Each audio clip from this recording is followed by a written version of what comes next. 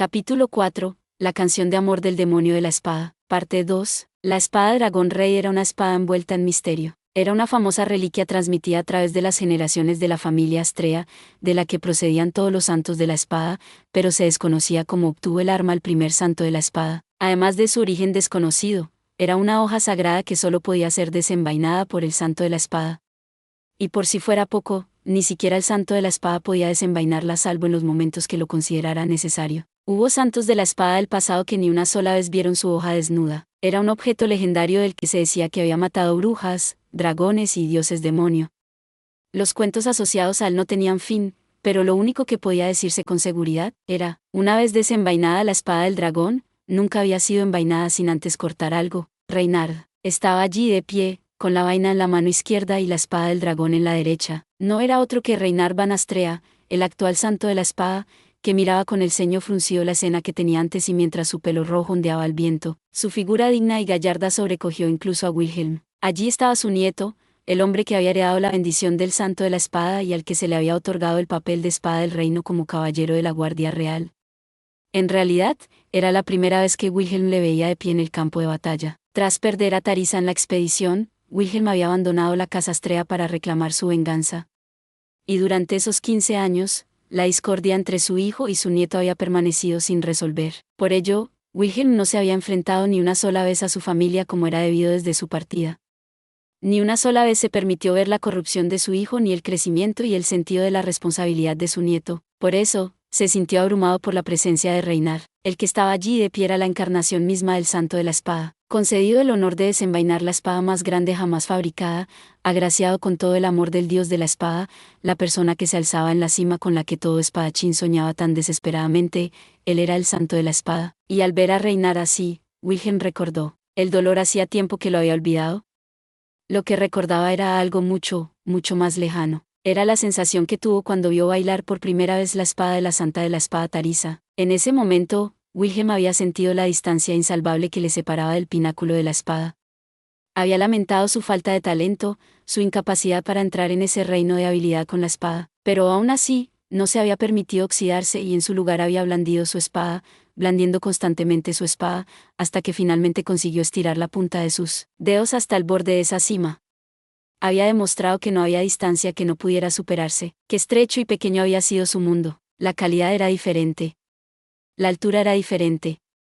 El peso era diferente.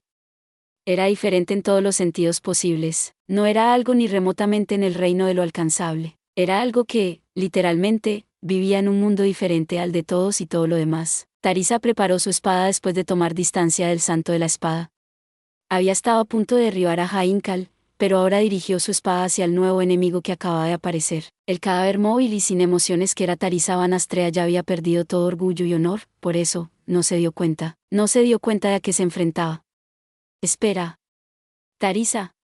Mírame, Teresia. El demonio de la espada empezó a moverse de nuevo, dejando un rastro de sangre mientras arrastraba la pierna tras de sí. Como si fuera incapaz de oír su grito, Tarisa ni siquiera miró a Wilhelm. El choque de espadas en el que se habían buscado tan apasionadamente fue tratado como si fuera una ilusión que nunca había sucedido. Wilhelm ignoró la humillación y la tristeza. No podía permitirse flaquear. Si no la llamaba, si no la detenía ahora, ¿qué está pasando? ¿Por qué? ¿Qué hecho? Justo detrás de Reynard, Hainkal se agarraba la cabeza, lamentándose de la locura del mundo. Hainkal estaba muy ocupado consigo mismo, así que no vio nada de lo que hacía su hijo. No podía aceptar el hecho de que su hijo se enfrentara a su madre para protegerle.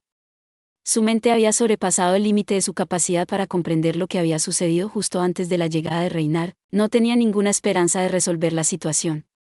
Nunca la había tenido, ni siquiera desde el principio. No se podía confiar en Hainkal, así que lo único que Wilhelm podía hacer era gritar: «Rey, los muertos no pueden moverse. No queda nada en esta tierra para los muertos. Me niego a permitir tal absurdo». Las súplicas de Wilhelm fueron acalladas por la voz resuelta de Reynard.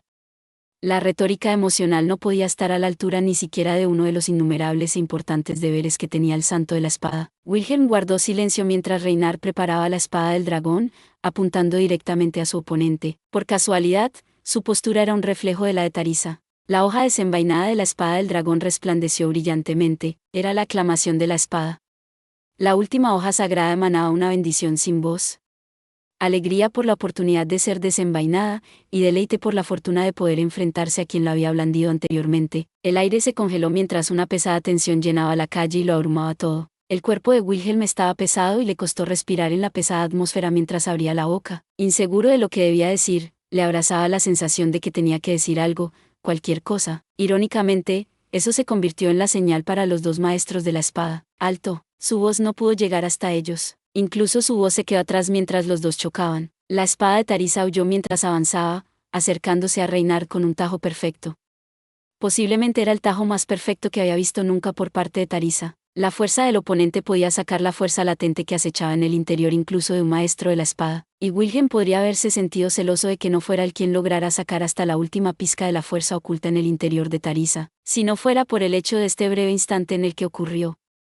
Una explosión de emoción brotó de su pecho y escapó de sus labios. No la mates. Las emociones que había sellado, los intensos sentimientos que había reprimido, el amor que no se había permitido desear rompieron el dique y se desbordaron. Tarisa estaba allí, la mujer que había acelerado su corazón, que le había hecho fijarse en el mundo más allá de la espada, la única mujer en toda su vida por la que lo cambiaría todo con gusto, la mujer a la que amaba más que a nada. Ella estaba de pie ante él. La mujer a la que ni una sola vez le había dicho que la amaba. Esa es mi Teresia, dijo algo que nunca debería haber expresado. Dar prioridad a sus propias emociones en un campo de batalla donde un momento de distracción era fatal era imperdonable. Era una acción que lo mancillaba todo, empañando el orgullo de un espadachín, el honor de un guerrero y la rectitud con la que debía llevarse a cabo una batalla. Fue solo la voz de un hombre que deseaba desesperadamente que no le arrebataran a la mujer que amaba. Y su grito desesperado era: la abuela murió hace 15 años por mi culpa. El tajo de Tarisa se cerró sobre Reinar.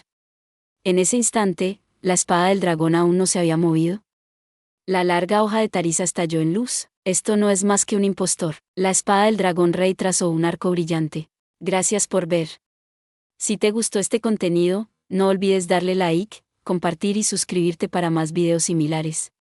Nos vemos en el próximo video.